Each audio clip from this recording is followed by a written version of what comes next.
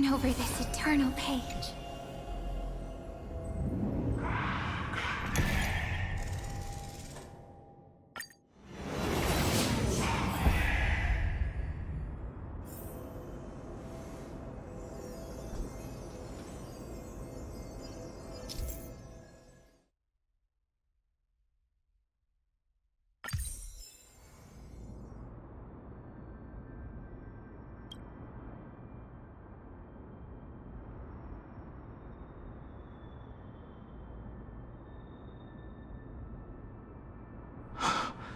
These are the remains of a black tide monster.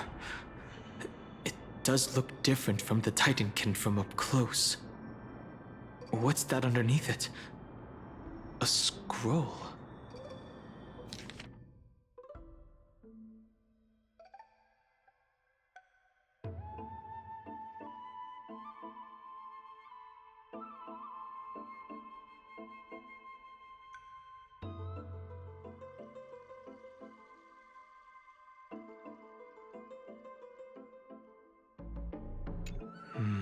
As I expected, the Grove doesn't forbid discussions about the sky. It's a debate between two scholars about the sky ships. Glaya also made mention of the ships when she interrogated us. A memory I'd rather forget. I'll hold on to this for now. With any luck, this journey won't leave us empty-handed. Huh?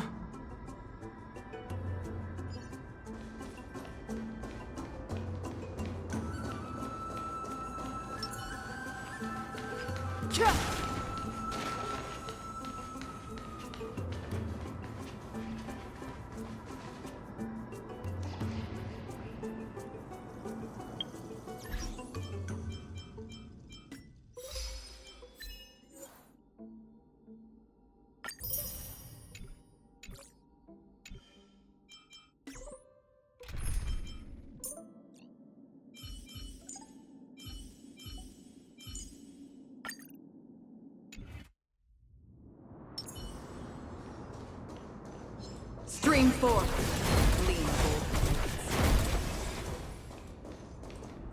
That's Hyacinth. Why is she surrounded by so many monsters? As much faith as I have in her, it's probably a good idea to help her out there.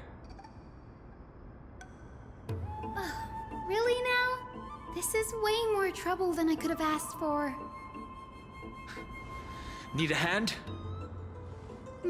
Or you could sit back and watch. I can't tell if you're serious or not. But being hard to read isn't without its perks, I suppose. I'm kidding, Danny. Lend me a hand, pretty please. All right, now let's get him!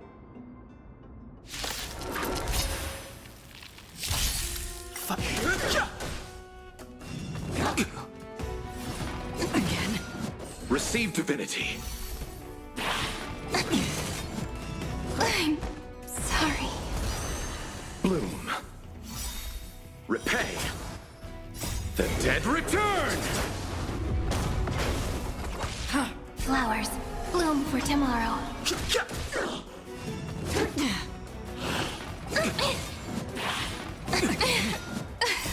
The sanctuary is but a vision! Break! Receive divinity. On the still waters of oblivion. Again. Bloom.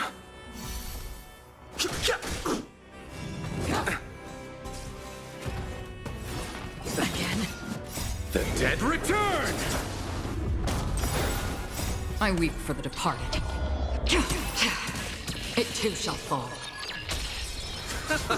Destined for oblivion.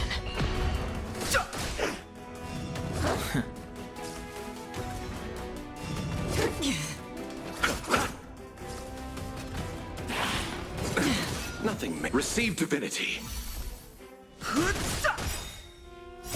The sanctuary is but a vision! Break! Again. On the still waters of oblivion. All will eventually rest upon the earth. Repay. The dead return!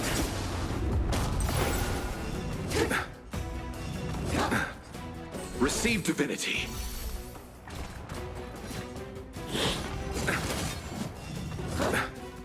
Bloom. The dead return!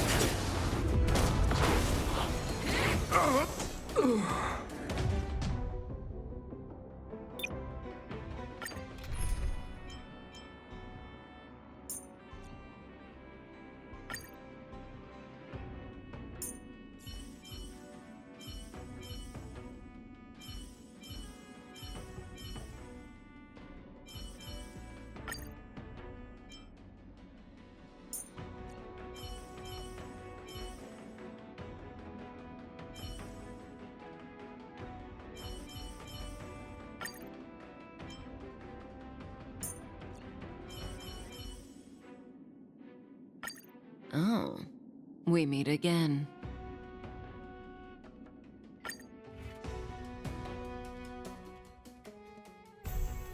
We can do it! Receive divinity. The dead return! Stand still.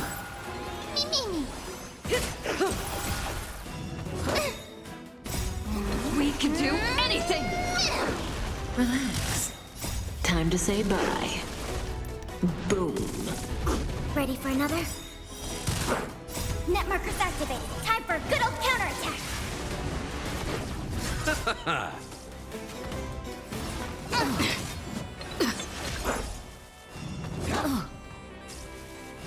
Ouch!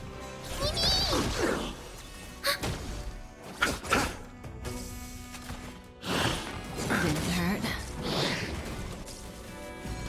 Not bad. Bloom.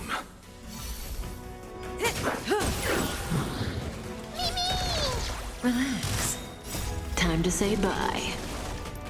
Boom.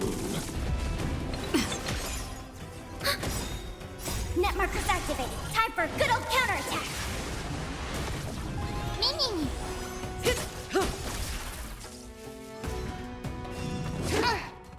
Receive divinity. Repay. The dead return! Stand still.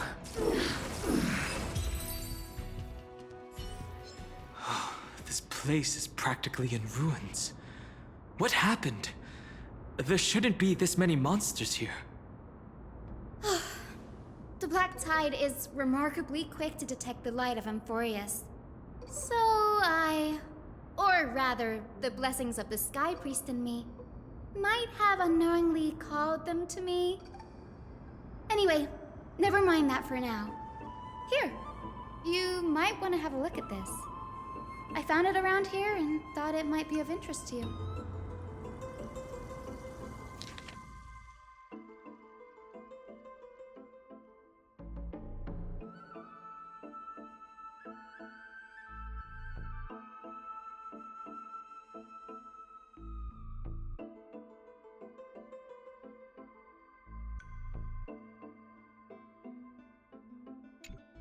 Anaxagoras. He's the scholar who fused himself with the core flame of reason. This is new. I didn't know Professor Anaxa was researching the sky. He's never mentioned anything about it.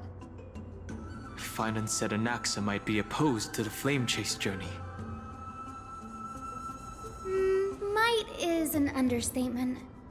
Anaxa has never been one to venerate the gods, nor has he ever found it within himself to put any faith in the prophecy.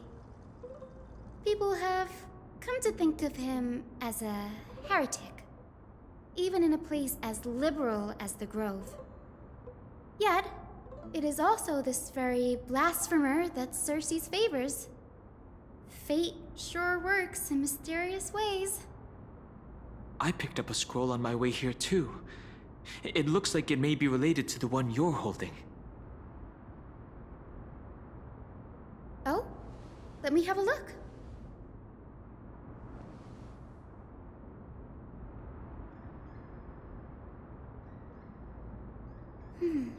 By the looks of them, these scrolls are records of two conversations that took place in the same setting, one after the other.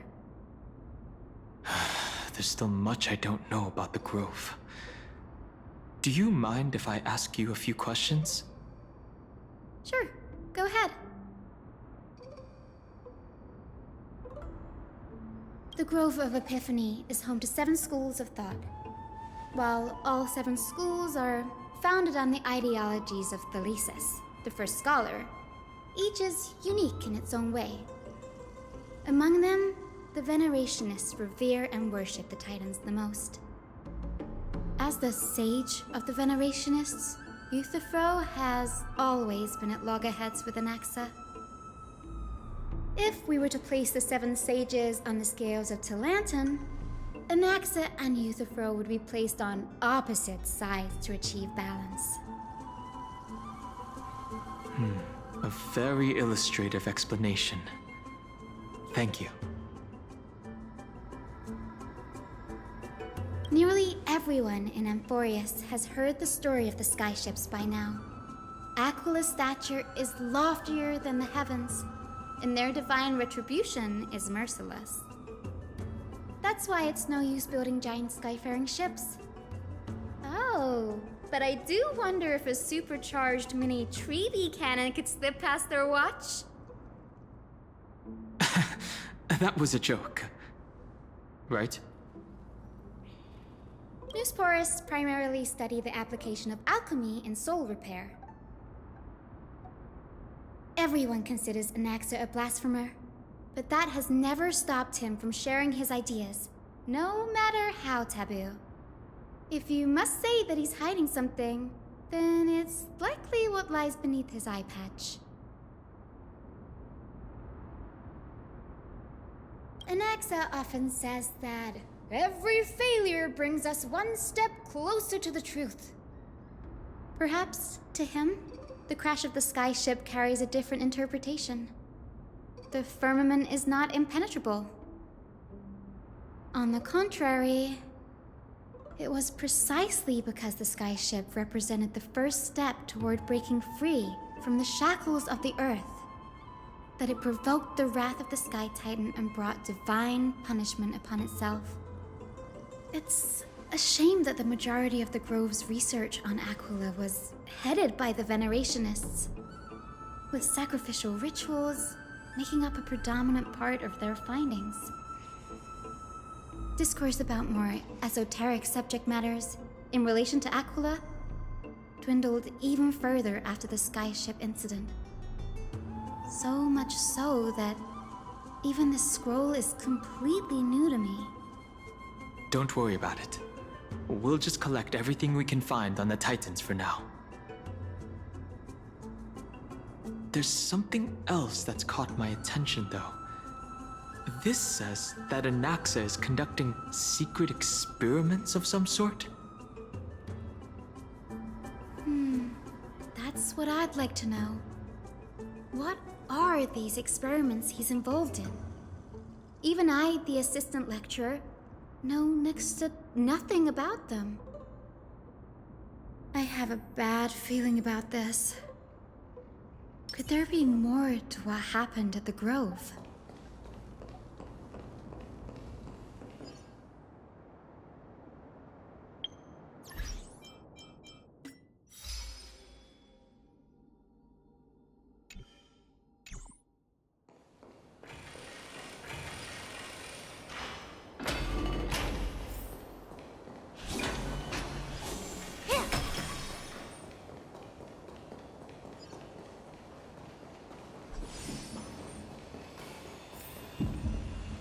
This is the Library of Philia, a place where the Grove stores its collection of tomes.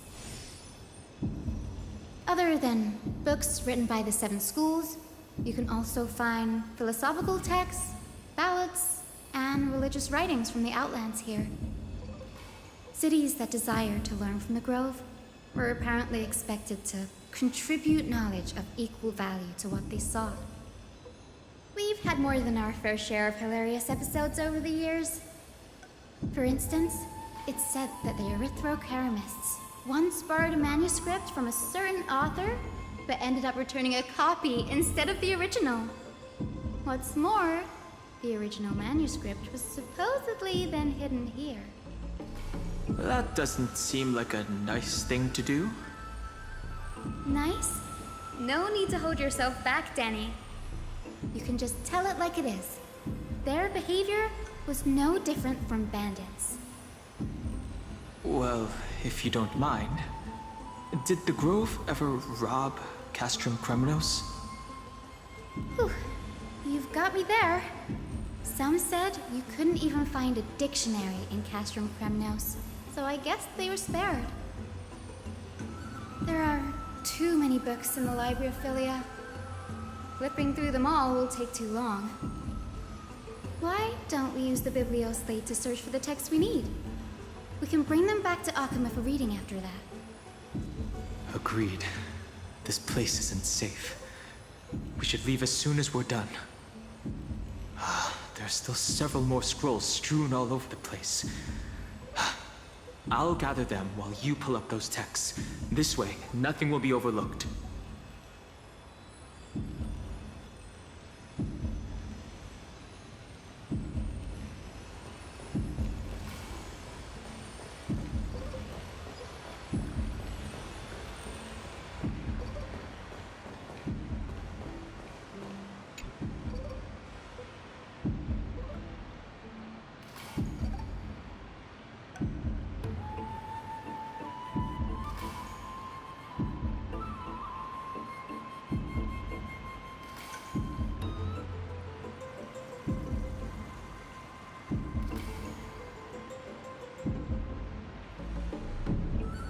This is about Anaxa.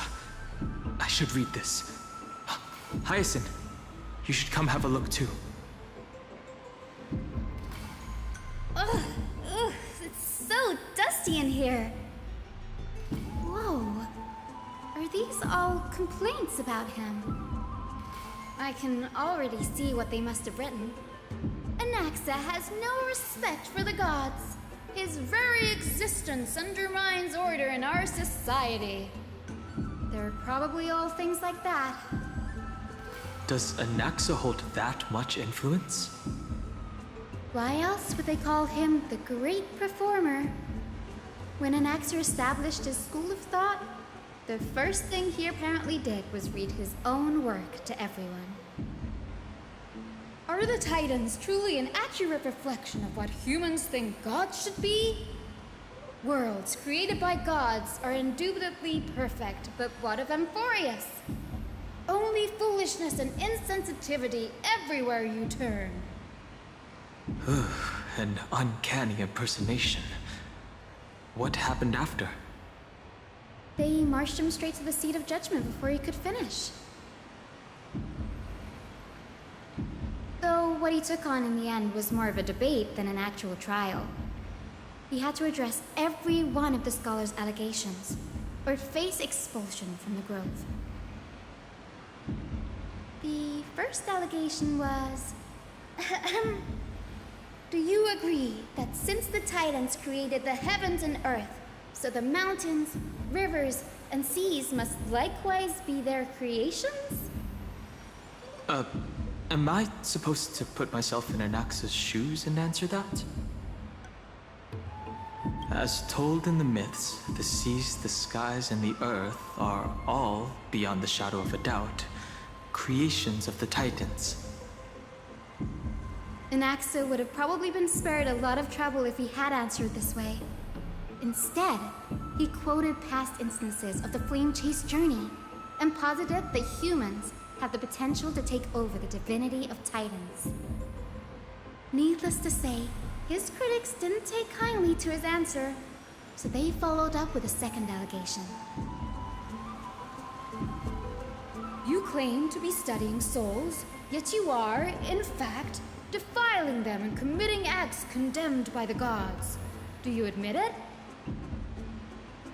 That's a serious allegation. Did he really do that? Anaxa always wears an eye patch, never removing it, even when alone. Some say used one of his eyes as an alchemical ingredient. Every being in the world owes their safekeeping to Kifili, and this is even more so for the Chrysos heirs who have divine blood coursing through them. If he has really done something of that nature, then it'd indeed be sacrilegious. Thankfully, they had no way to prove it, so it amounted to nothing more than an allegation in the end.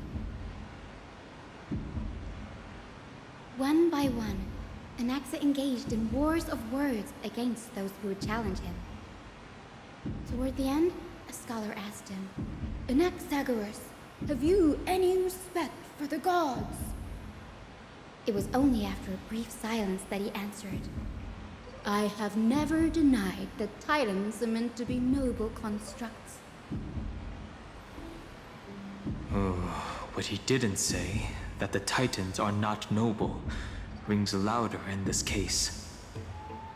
Yes, I'm not sure how that controversy was eventually resolved, but what's for certain at least is that Anaxa was allowed to stay in the grove where he continued his research, despite being regarded as a heretic. By the way, this stack of complaint letters has reminded me of a place in the grove.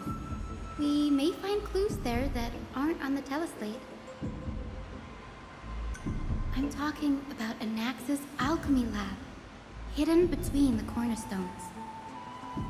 Given the Grove's meticulous approach to archiving, could there really be such an oversight right under their noses? It's a well-kept secret. Among the 7 sages, excluding the nominal chief sage, each has a private sanctuary where they can conduct research undisturbed in their free time. Even the administrators of the Library of Philia are restricted from accessing those places and documenting the sage's research. But with the grove in this state, I'm sure Anaxa won't be mad even if we sneak into the lab for a short while. Right? These trees, they're like a maze.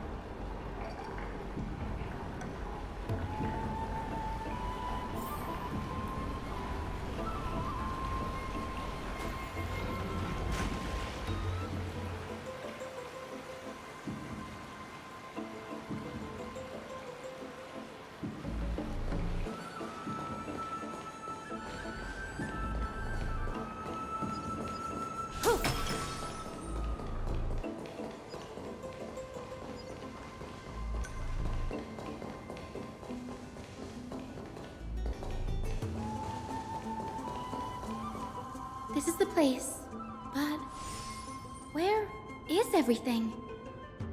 Materials for alchemical experiments, matrix diagrams, and even the seal to the lab.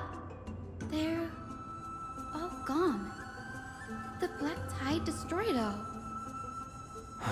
No wonder we didn't see any defense mechanisms along the way. Have you ever been here before? No, not even close. Not only are alchemy experiments high-risk activities, but Professor Anaxa also has a penchant for using bizarre materials. Students often saw him walk in looking right as rain, but come out covered in soap with his hair singed. Naturally, no one dared to come near this place. Huh? That bookshelf over there seems to be the only thing still intact.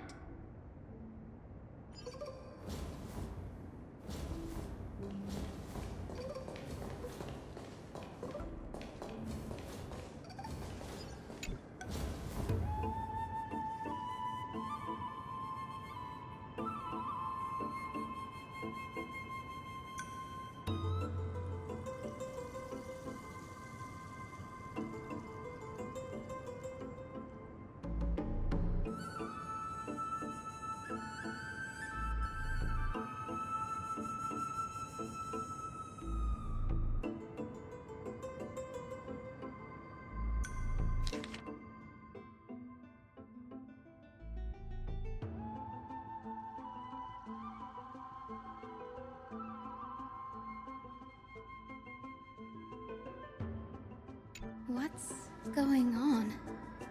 Anaxa is conducting research on our friends in Alchema and... me? This journal contains several intriguing points.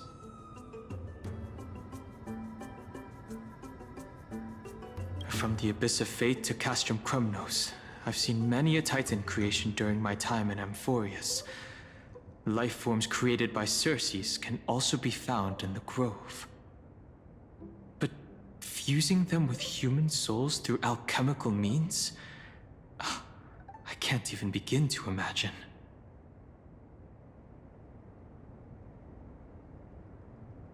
Anaxa seems to hold special interest in the divinity coursing through the Chrysos Heir's veins, and has even conducted a thorough investigation into the heroes' backgrounds. It wouldn't have been so strange if he had focused only on Cassie, given her own curiosity about her origins. Plus, considering that the Neusporists have crafted omnipotent medicines capable of curing diseases, it also makes sense that he would conduct research on immortal Chrysos heirs. But now, it seems Anaxa's objective was never to create medicine, but to identify the origin of the golden blood and figure out its inner workings.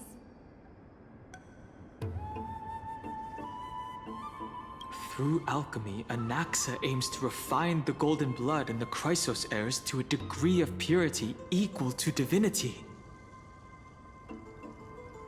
This must be what he means by close to true purity.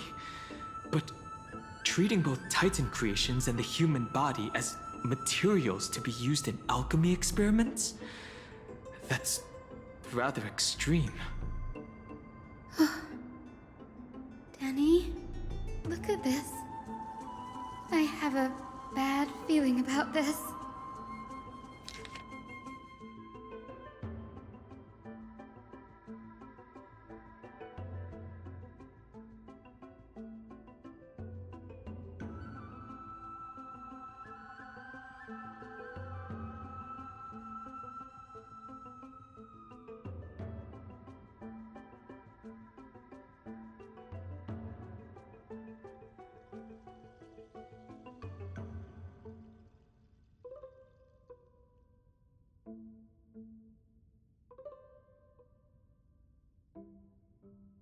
My biggest fear.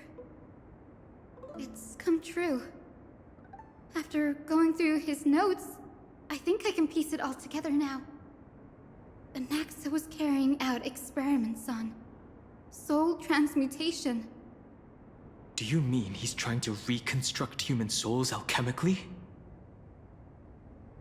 Yes, this is what he was secretly conducting research on. Something he had to keep hidden from others. Compared to his public speeches, this is the real blasphemy. Oh, I just thought of something. What's wrong?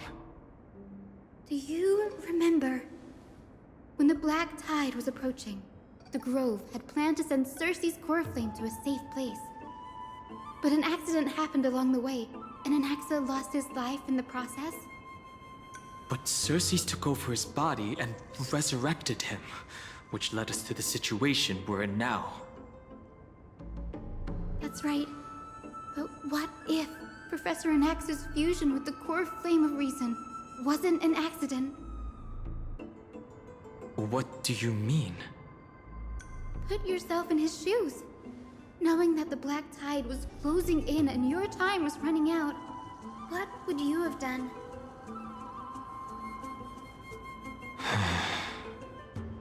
I'd put my theories to the test, no matter the cost. Exactly.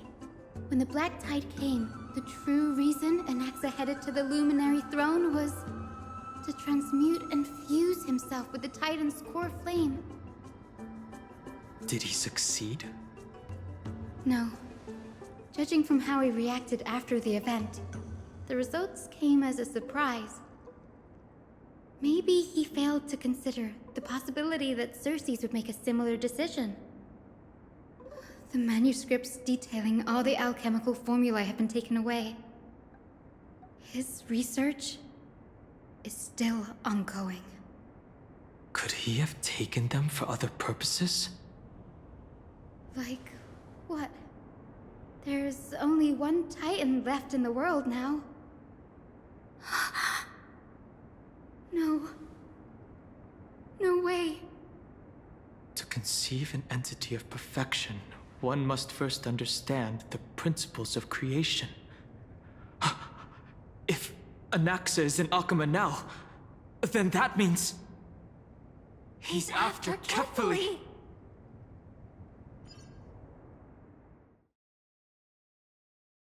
Sir, this sky above us, it's not real, is it? Of course not. This is just an image from a projection device used for educational purposes. A simple trick.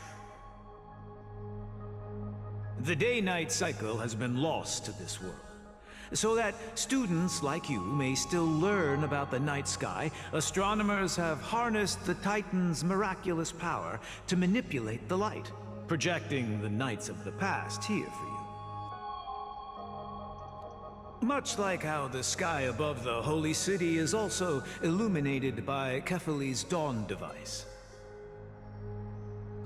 So, the skies of Akama are fake too. You mustn't conclude that, Anaxa.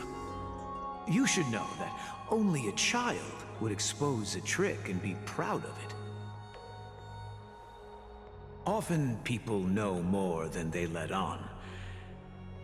They simply choose to feign ignorance because they have no other choice. Then they're just deluding themselves. People believe in Kefali's tale of Genesis, accepting wholesale whatever the priests preach. But we're different. We've already walked out of the firelit cave of ignorance. We have already realized that we live in a world where Titans make the rules. Even when we look at the sky, we're only seeing what they allow us to see. Rather than gazing at this mockery of a night sky fabricated by them for the rest of my life, why shouldn't I be the one to take control of the projection device instead? So much time has passed since you sowed the seeds of doubt in my heart, child. Many a night, I find myself penning down all my theories and wild ideas, only to burn them to ashes when I open my eyes in the day. Why? Because we'll face death by burning if word gets out? As a sage of the Venerationists, my soul has already become inextricably linked to the great tree. Every word I say and every move I make is certain to influence every leaf, every branch, even the tree itself. But above all else, my days are numbered. Instinctively, I have my doubts about the golden blood and the human soul, yet I have no means of verifying them. The golden blood in my veins is woefully thin, and I am loath to waste what little time I have left obsessing over a hypothesis that cannot even be proven in the first place. But I can, sir. I can do it for us. The time is right. Give me all that I need, and I shall accomplish this grand feat on your behalf.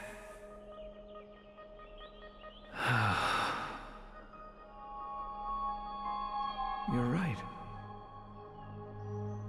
I shall do just that.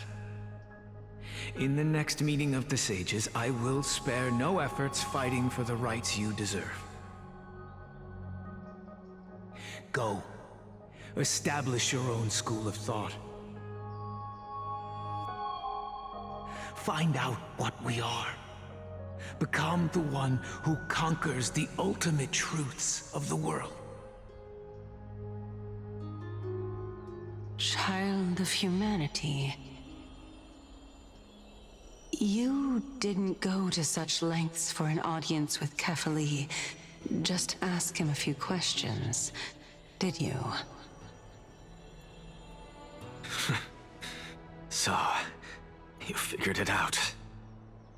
If I were as foolish as a Dromus, perhaps I'd throw myself down and prostrate before their greatness, begging for the gods' prophetic wisdom. Well, sorry to disappoint, but I'm no Dromus. Alas, I am a human, standing tall on 2 feet, possessing both intellect and pride. Before such power, does it make any difference whether you're a human or a Dromus? I'm sure you're familiar with the story of the Styxians. When the raging waves threatened to swallow them, they didn't just give up and become sitting ducks. No. They constructed a dam that kept the roaring tide at bay, chaining down the mad Fagusa. They call me a blasphemer, Xerxes. But that doesn't mean I deny the existence of gods. It's just... as I see it, Titans are simply a force that mankind has yet to find a way to tame. Oh? If power that rivals the Titans is what you crave, why not conform to the prophecy and brave the trial? Why stop at harnessing the power of the Titans when I can do so much more? The source of life is what I wish to grasp, to understand what makes up the soul, and to learn what we really are. Thanks to you, I've had the chance to personally verify, in more ways than one, that the soul indeed ceases to exist in death. But where there is death, there is life. And where there is an end, there must also be a beginning. How then is a soul born? That was the only unknown variable left in my calculations. And by the sound of it, you have already formed a conjecture. No, I have already drawn a conclusion. In my journey unto death just now, I finally saw the answer with my own eyes. Professor Anaxa, I'm here. Her life hangs by a thread. I must ask you to refrain from taking any unnecessary steps. Of course. I'll bring this to a conclusive end, and give you the answer you so desire.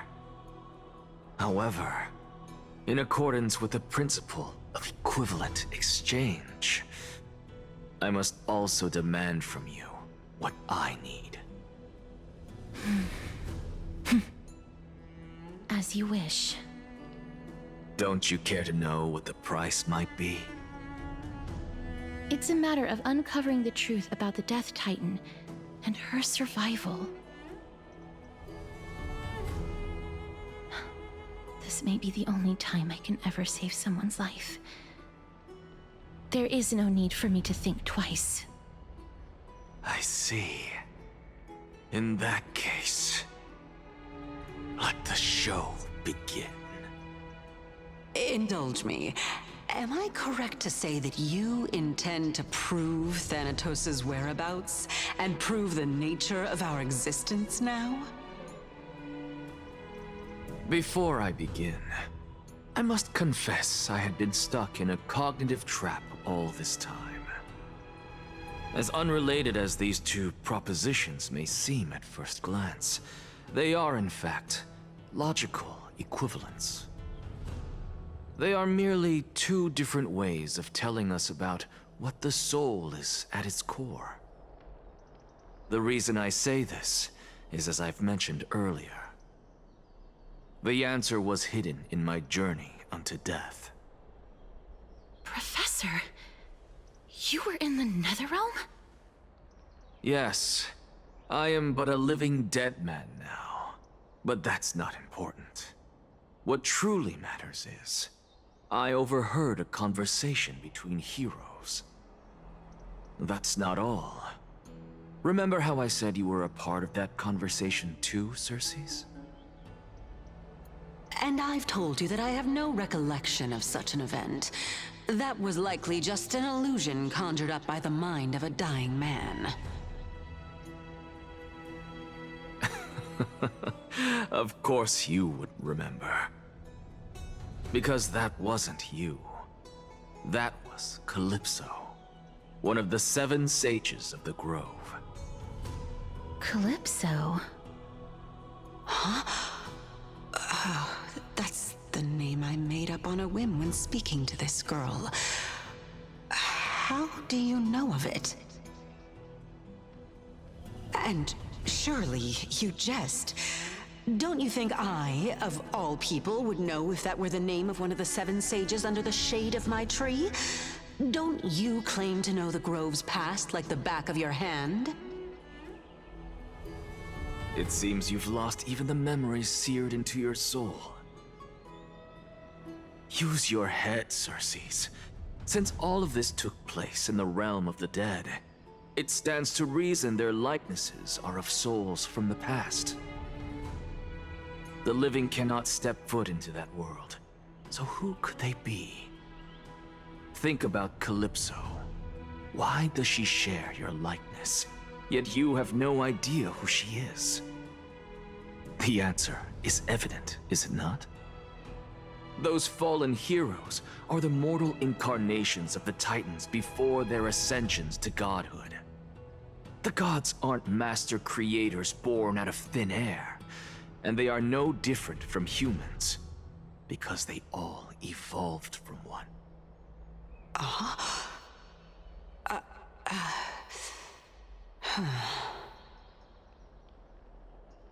Does this answer disappoint you? Yes, because you've answered nothing. If I truly was once human, as you claim, then where do the children of humanity come from? Even on the off chance that you speak the truth, this brings us no closer to grasping Thanatos' whereabouts. How are we to find them? I knew you would say that. But it matters not. I know what I'm doing. Actually, why don't we have this supreme being standing before us tell us everything? You can revive a Titan? Humans cannot return from the dead. Neither can gods. But all we need to do is look at this from a different perspective, and the problem will resolve itself. The solution is simple. Just like what you did to me. If I'm reborn as Kefali, I can rebuild the world and all within it as they once did. Simple, is it not?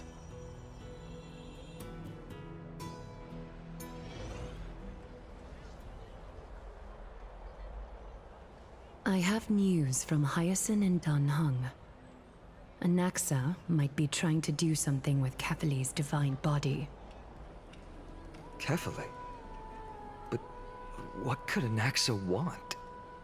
Is the Council of Elders going to sit around and let such a sacrilegious act unfold? That is not possible. He is indeed the great performer, capable of fooling anyone and everyone with his tricks. I'm sorry. No need for guilt, for this is good news to us. The Council of Elders has found themselves a traitorous ally. Anaxa's ambitious desires will be something we can exploit.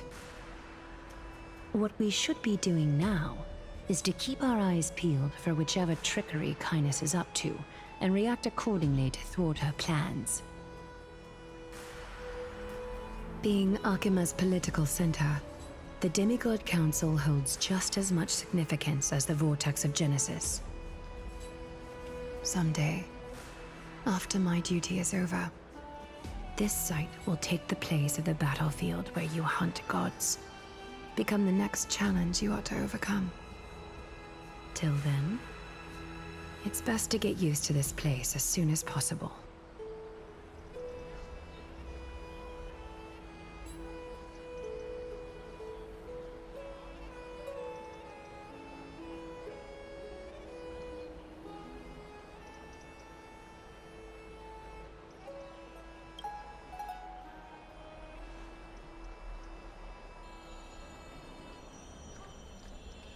Preposterous! The Christos heirs only have their standing because of the Council of Elders! How dare they trample over it! Wow. These people are shooting daggers with their eyes. It's been a while.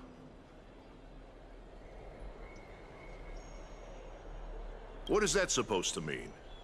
Is this really the sort of person that the young lord praised as a ferocious warrior? It has indeed been some time, Lord Krateros. What brings you here in such haste? Shh, keep it down.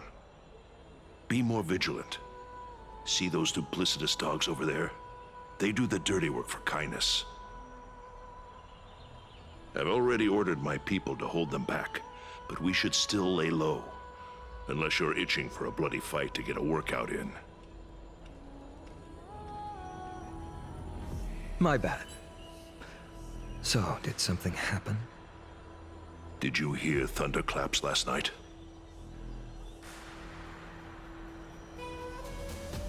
Thunderclaps are beacon signals of strife. They are a message from the young lord. He threw a spear bearing several words at Akama. Watch out. The Flame Reaver is back.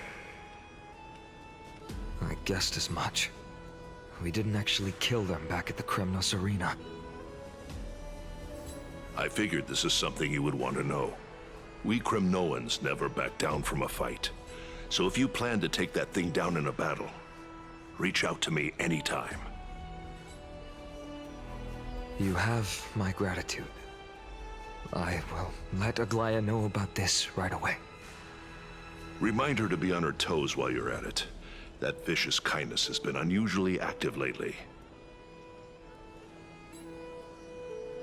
Those lackeys she keeps undercover have been going in and out of the city a lot more frequently these days.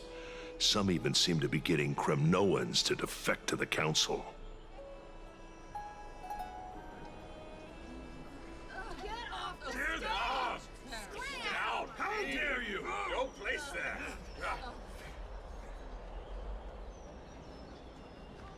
That's her.